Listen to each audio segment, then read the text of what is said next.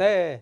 자, 내년 3월이면 대통령 선거가 있습니다. 역시나 뭐 지금도 화두가 되고 있는 게 대선에 대한 뭐 여러 가지 여론몰이라든가 또 이슈, 이런 또 대선 정책들이 지금 한창 또 나오고 있는 얘기들인데, 자, 그런데 과연 이제 금년이야 뭐 이렇게 지나간다 하더라도, 자, 내년 부동산에 대한 여러 가지 전망들, 뭐 전문가마다 이 보는 각도, 시각이 다를 수밖에 없는데, 자, 그래서 제가 오늘 좀 준비한 내용이 우리 부동산 시장을 과연 어느 쪽 방향으로 좀 바라봐야 되는지, 그래서 살짝 한번 엿보기 전략에 대한 내용으로 오늘 좀 준비를 했습니다.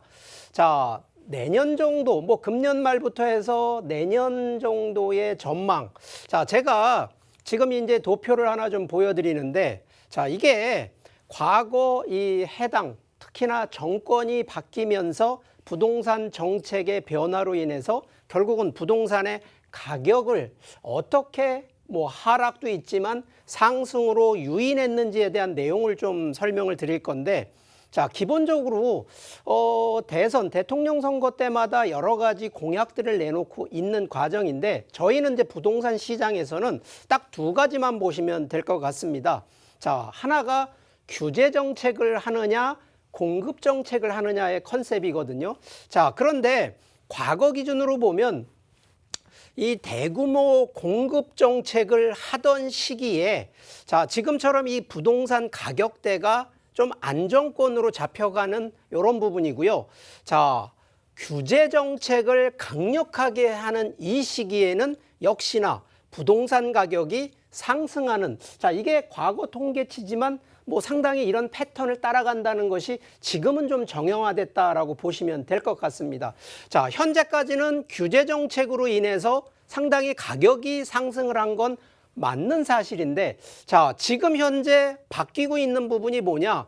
규제 정책은 규제 정책이지만 공급 정책이 더 강화가 되고 있다 보니까, 자, 충분히 이 부분은 과거 통계치로 본다 그러면 대규모 공급 정책이 있었던 시기로 보면, 자, 부동산 가격이 다시 조금 더 안정화권으로 갈 수 있다라는 걸 예상을 하셔야 된다는 얘기를 먼저 드리고요. 자, 현재까지는 아직까지는 단기적으로 매매 가격, 특히나 부동산 가격이 상승한다라는 점을 꼭 유념하시고, 최근 전세 대란이라고 하는 부분은 오히려 매매보다는 전세 물량에 대한 부분으로 해서 전세 가격이 상승한다는 점도 이해를 하시라는 거고요. 자, 자금 유동성이 현재 기준으로는, 자, 아직까지는 뭐 부족한 거는 아닙니다만, 뭐 지금 현재 미국발 뭐 테이퍼링이라고 하는 바로 이 자금 유동성을 지금 축소시키는 정책들이, 자, 금년 말부터 내년 초까지는 이 테이퍼링이 시작이 되기 때문에 충분히 이 자금 유동성에 대한 부분 준비를 또 하셔야 되는 부분이 있고요. 자, 아직까지는 수요와 공급에 대한 부분, 자, 공급 정책은 하지만 실제 공급이 지금 많은 게 아니거든요. 그러다 보니까 아직까지는 수요 심리가 조금 더 강하기 때문에 가격이 상승하는데, 자, 이 부분이 어떻게 변동하느냐에 따라서 전망은 달라지는데, 자, 하나하나 조금 차이를 놓고 보면 가장 큰 변수는 바로 이 경제 요인 변수입니다. 뭐 최근 이 금리가 지금, 자, 과거에 상당히 높았던 금리가 현재까지는 뭐 거의 제로 금리라고 할 정도로 내려왔다가, 자, 금년도 기준 들어서 이제 살짝 금리가 상승하는 쪽으로 지금 턴을 하고 있는 거거든요. 그래서 이 턴하는 쪽 컨셉을 일단 보신다 그러면 금리 상승에 대한 부분 준비를 하셔야 되고요. 최근 전 세계 경제 상황을 보면, 자, 유가와 달러가 또 상승을 하고 있는 거, 자, 이런 부분으로 보면, 자, 기본적으로 금리 상승과 유동성에 대한 부분을 놓고 본다 그러면 아무래도 부동산 투자라는 부분이 결국은 경제 변수에 영향을 미치기 때문에, 자, 이 부분 꼭 고려를 하셔야 되고요.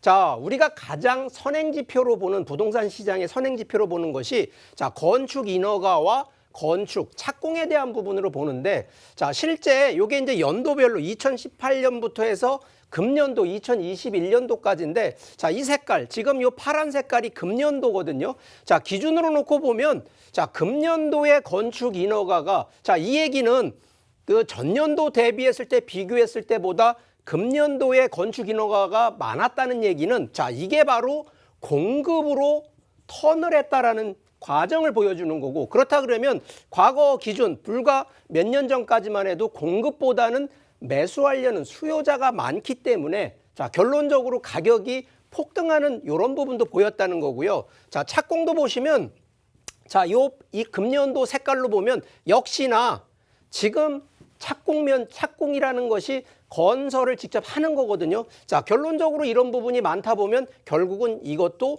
공급에 대한 부분이 점점점 많아진다라는 거를 통계치적으로 보고 있는데, 자, 그런데 실제 지금 이게 준공이 된 게 아닙니다. 입주가 아니거든요. 자, 그렇기 때문에 아직까지는 공급에 대한 부족이라는 거 여실히 드러나지만, 자, 이 시점이 자, 불과 1년 뒤 얘기가 아니라요. 한 3년에서 4년 뒤 정도 되면 공급에 대한 과잉 쪽 컨셉이 분명히 있기 때문에 요 점도 한번 염두에 두시라는 얘기를 드리는 거고, 자, 최근에 가격 상승이 많이 이제 일어난 일은 많이들 알고 계십니다. 자, 그런데 이 부분을 잘 보셔야 되는 게 주택 매매와 전세에 대한 컨셉으로 놓고 보면 전세에 대한 물량 기준으로 보면 오히려 매매보다는 전세 물량, 그래서 이게 전세 대란이라고 하는 건데 오히려 점점 많아지고 있습니다. 이게 지금 서울 전역에 대한 통계치고요. 자, 경기도에 대한 전역인데 역시나 경기도권도 매매 물량보다는 전세 물량에 대한 이런 부분으로 오히려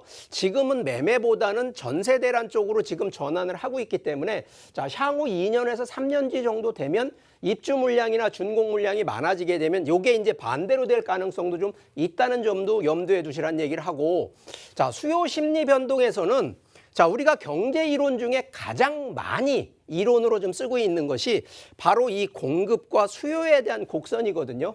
가장 바람직한 점이 바로 이 균형점이 딱 좋은데 결론적으로 초과 공급이 되느냐 초과 수요가 되느냐에 따라서 가격 변동, 특히나 부동산 시장에 영향을 많이 미치거든요. 그래서 이 수요가 많아지면 많아질수록 가격이 상승을 하고 공급이 점점점 할 때는 이 가격이 좀 떨어진다는 거거든요. 그래서 이 수요와 공급에 대한 부분, 그런데 지금 현재 기준으로는 수요자 심리가 원래 기준으로는 매수, 이 살려는 분이 더 많아지는 것이 이 부분인데 결국은 100이 넘어가는 케이스하고 100이 안 되는 케이스하고 놓고 보면 자, 지금 상황이 지난해 2020년도 대비 상승을 했다가 자, 금년도 하반기부터는 여러 가지 요인이 있습니다만 이 심리가 좀 떨어지고 있거든요. 그런데도 가격은 아직 떨어지진 않고 있습니다. 이 부분이 많이 수요가 바뀐 것은 아니기 때문에 당분간은 수요 심리에 따른 부동산, 특히 매수자 우위가 아직까지는 더 강세이기 때문에 가격은 상승한다라고 보시면 될 것 같고요. 자, 그래서 결론을 좀 한번 살짝 내보면 자, 부동산 시장 전망 엿보기. 자, 부동산 가격. 자, 일단 매매 기준으로 보면 단기적으로는 상승을 합니다. 자, 그런데 중장기적으로 보면 유지 쪽이나 이제 많이 하락하진 않겠지만 이것이 무조건 상승하진 않기 때문에 좀 길게 가시는 분, 4년에서 5년 정도 가시는 분들은 이 단계에서는 충분히 가격이 더 상승한다라는 거 보장을 못하기 때문에 이런 부분들을 좀 잘 보시라는 얘기 드리고, 전세는 당연히 상승으로 간다. 그런데 전세보다는 이제 전월세, 특히나 월세 쪽으로 전환하는 쪽이 더 컨셉이 바뀌고요. 지역은 아직까지는 서울권과 수도권에 더 강세가 되고요.